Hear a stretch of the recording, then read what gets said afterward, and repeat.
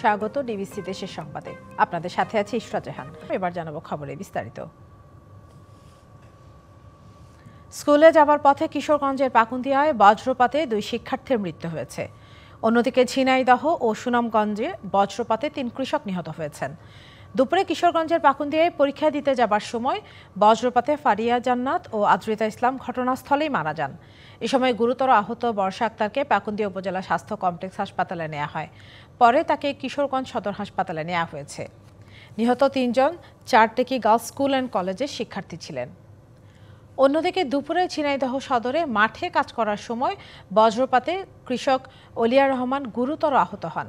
পরে সদর হাসপাতালে নেওয়া হলে চিকিৎসক তাকে মৃত ঘোষণা করেন। একই সময় মাঠ থেকে বাড়ি ফেরার পথে বজ্রপাতে আহত মিরাজুল ইসলাম পরে মারা যান। এদিকে সুনামগঞ্জের জামালগঞ্জে বজ্রপাতে আরও একজনের মৃত্যু হয়েছে। বরিশাল বিশ্ববিদ্যালয়ের উপাচার্য ডক্টর সুচিতা শারমিনের অপসারণের দাবিতে বিক্ষোভ করেছেন শিক্ষার্থীরা। দুপুরে প্রশাসনিক সব দপ্তরে তালা ঝুলিয়ে দেন তারা। এ সময় দক্ষিণাঞ্চল অচল করে দেওয়ার হুঁশিয়ারি দেন বিক্ষুব্ধ শিক্ষার্থীরা। উপাচার্যের বিরুদ্ধে ফ্যাসিস্ট শিক্ষকদের পুনর্বাসন, শিক্ষার্থীদের 22টি দাবি বাস্তবায়ন না করা, আন্দোলনরত শিক্ষার্থীদের বিরুদ্ধে মামলা দেওয়ার অভিযোগ করেছেন শিক্ষার্থীরা। উপাচার্য পদত্যাগ না করা পর্যন্ত আন্দোলন চালিয়ে যাওয়ার ঘোষণা দেওয়া হয়। পরে ভবনে তালা ঝুলিয়ে দেওয়া হয়। এ সময় কার্যালয় থেকে বেরিয়ে যান প্রশাসনের বিভিন্ন পর্যায়ের কর্মকর্তা কর্মচারীরা। বিভিন্ন দাবিতে গত 15 দিনেরও বেশি সময় ধরে বরিশাল বিশ্ববিদ্যালয়ে আন্দোলন চলছে।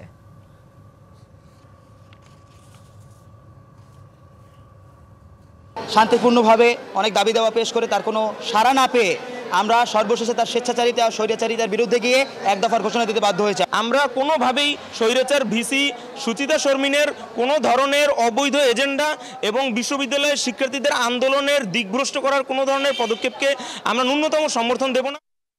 খুলনা প্রকৌশল ও প্রযুক্তি বিশ্ববিদ্যালয়ে তৃতীয় দিনের মতো একাডেমিক কার্যক্রম বন্ধ রয়েছে। সিন্ডিকেট সভা শেষে কোনো সিদ্ধান্ত আসতে পারে।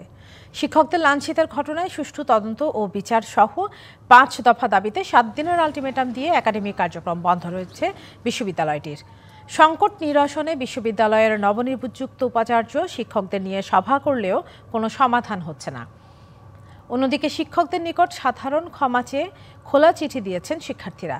তবে শিক্ষকেরা তাদের দাবির ব্যাপারে অনড়। গত 18 ফেব্রুয়ারি ক্যাম্পাসে ছাত্র রাজনীতি বন্ধের দাবিতে শিক্ষার্থীদের 2 গ্রুপে সংঘর্ষ হয়। শিক্ষার্থীদের আন্দোলনের মুখে ইউজিসি বিশ্ববিদ্যালয়ের উপাচার্য ও উপ উপাচার্যকে অব্যাহতি দেয়। 4 মে থেকে একাডেমিক কার্যক্রম শুরু হওয়ার কথা থাকলেও তা শুরু হয়নি। বান্দরবানের থানচির তিন্দু ইউনিয়নে চিংড়া খেয়াং নারীর মৃত্যুতে হত্যা মামলা করেছেন তার স্বামী। সকালে থানচি থানায় তার স্বামী সুমন খেয়াং বাদী হয়ে এই মামলা দায়ের করেন। এই ঘটনায় এখনো পর্যন্ত কাউকে আটক করা হয়নি। সকালে খেয়াং নারীর মৃত্যুর ঘটনা নিয়ে সংবাদ সম্মেলনে জেলা প্রশাসক বলেন, এটি দুর্ঘটনা নাকি হত্যাকাণ্ড সেই বিষয়টি নিশ্চিত হওয়ার জন্য মরদেহ পোস্টমর্টেমের জন্য পাঠানো হয়েছে। অনাকাঙ্ক্ষিত ঘটনার সঠিক কারণ অনুসন্ধানে আইনশৃঙ্খলা বাহিনী এবং প্রশাসন কাজ করছে। জেলা পুলিশ সুপার জানান, ময়না তদন্ত রিপোর্টের পর জানা যাবে তাকে ধর্ষণ করা হয়েছে কিনা। সোমবার বিকেলে বান্দরবানের থানচিতে জঙ্গল থেকে এক খেয়াং নারীর রক্তাক্ত মরদেহ উদ্ধার করে স্থানীয়রা। ধারণা করা হচ্ছে ধর্ষণের পর হত্যা করা হয়েছে 29 বছর বয়সী ওই নারীকে। তদন্ত তো আমরা যেহেতু শুরু করেছি, আমরা সেই তদন্ত যাতে সঠিক হয়, আপনাদের কাছে যদি কোনো বস্তুনিষ্ঠ যদি তথ্য থাকে সেটা আমাদেরকে দিবেন। জেলা প্রশাসন সহ সর্বস্তরের এবং অন্যান্য যারা এখানে আইন শৃঙ্খলা রক্ষাকারী বাহিনী আছে তারাও কিন্তু পরোক্ষভাবে এটি তদন্তের মধ্যে আছে। ঢাকার 2 চিকিৎসক সাক্ষ্য দিতে উপস্থিত না হওয়ায় মাগুরার শিশু আসিয়া ধর্ষণ ও হত্যা মামলা শুনানি হয়নি। কাল আবারও সাক্ষ্য গ্রহণের দিন ধার্য করেছে আদালত। এর আগেও ওই 2 জন চিকিৎসক আদালতে হাজির হননি। এতে তাদের বিরুদ্ধে অজামিনযোগ্য গ্রেপ্তারি পরোয়ানা জারি করা হয়। জেলা কারাগার থেকে সব আসামিকে জেলার নারী ও শিশু নির্যাতন দমন ট্রাইব্যুনালের বিচারক এম জাহিদ হাসানের আদালতে হাজির করা হয়। এই মামলায় 13 এপ্রিল পুলিশ অভিযোগ দাখিল করে। পরে 23 এপ্রিল অভিযোগ গঠনের মধ্য দিয়ে বিচার কাজ শুরু হয়। আগামীকাল আবার সাক্ষীর জন্য দিন ধার্য করেছেন। আমরা আশা করছি যে অবশ্যই আগামীকাল ঢাকা থেকে ফরেনসিক বিভাগের 2 জন ডাক্তার বিজ্ঞ আদালতে সাক্ষী দিবে। গতকাল ওয়ারেন্টের প্রসেস দেওয়া হয়েছে, আজকে তাদের বিরুদ্ধে জামিনের অযোগ্য ধারায় ওয়ারেন্ট জারি। গোপালগঞ্জের কোটালীপাড়ায় এক ছাত্রীকে কুপ্রস্তাব দেওয়ায় সাইফুদ্দিন কাজল নামে এক শিক্ষকের পদত্যাগ ও বিচার দাবিতে বিক্ষোভ করেছেন শিক্ষার্থীরা। তবে বিক্ষোভের সময় বিদ্যালয়ে যাবার পথে প্রধান শিক্ষক নাসিরউদ্দিনকে গণধোলাই দেয় এলাকাবাসী। উপজেলার মান্দ্রা রাধাগঞ্জ ইউনাইটেড ইনস্টিটিউশনে এই ঘটনা ঘটে। সকাল 10টার দিকে শিক্ষার্থীরা বিজ্ঞান বিভাগের শিক্ষক সাইফুদ্দিন কাজলের পদত্যাগ ও বিচার দাবিতে বিদ্যালয় প্রাঙ্গণে বিক্ষোভ শুরু করেন। এক পর্যায়ে তারা মিছিল নিয়ে রাধাগঞ্জ কুশলা সড়কে গিয়ে অবস্থান নেন। এ সময় প্রধান শিক্ষক নাসিরউদ্দিন বিদ্যালয়ে যাবার সময় এলাকাবাসী তাকে গণধোলাই দেয়। পরে প্রশাসন দ্রুত সময়ের মধ্যে তদন্ত করে সাইফুদ্দিন কাজলের বিরুদ্ধে ব্যবস্থা নেওয়ার আশ্বাস দিলে শিক্ষার্থীরা ক্লাসে ফিরে যান। চট্টগ্রামের রাষ্ট্রদ্রোহ মামলায় গ্রেপ্তার হওয়া ইসকন নেতা চিন্ময় কৃষ্ণ দাসকে আরও 4 মামলায় গ্রেপ্তার দেখানোর আদেশ দিয়েছে আদালত। সকালে মেট্রোপলিটন ম্যাজিস্ট্রেট SM আলাউদ্দিন মাহমুদের আদালতে শুনানি শেষে এই আদেশ দেওয়া হয়। এর আগে গতকাল আইনজীবী আলিফ হত্যা মামলায় চিন্ময়কে গ্রেপ্তার দেখানোর নির্দেশ দেয় আদালত। গেল বছরের 26শে নভেম্বর সম্মিলিত সনাতনী জাগরণ মঞ্চের মুখপাত্র চিন্ময় কৃষ্ণ দাসের জামিন না মঞ্জুর করে কারাগারে পাঠানোকে কেন্দ্র করে সংঘর্ষের সময় আইনজীবী আলিফকে কুপিয়ে ও পিটিয়ে হত্যা করে তার অনুসারীরা। ঘটনার 4 দিন পর আলিফের বাবা 31 জনের নাম উল্লেখ ও অজ্ঞাত 10 থেকে 15 জনকে আসামি করে একটি মামলা করেন এবং আইনজীবীদের উপরে হামলার ঘটনায় আলিফের ভাই 116 জনকে আসামি করে আরেকটি মামলা দায়ের করেন। এছাড়া পুলিশের ওপরে হামলা ও কাজে বাধা দেওয়ার অভিযোগে 3টি আলাদা মামলা দায়ের করা হয়।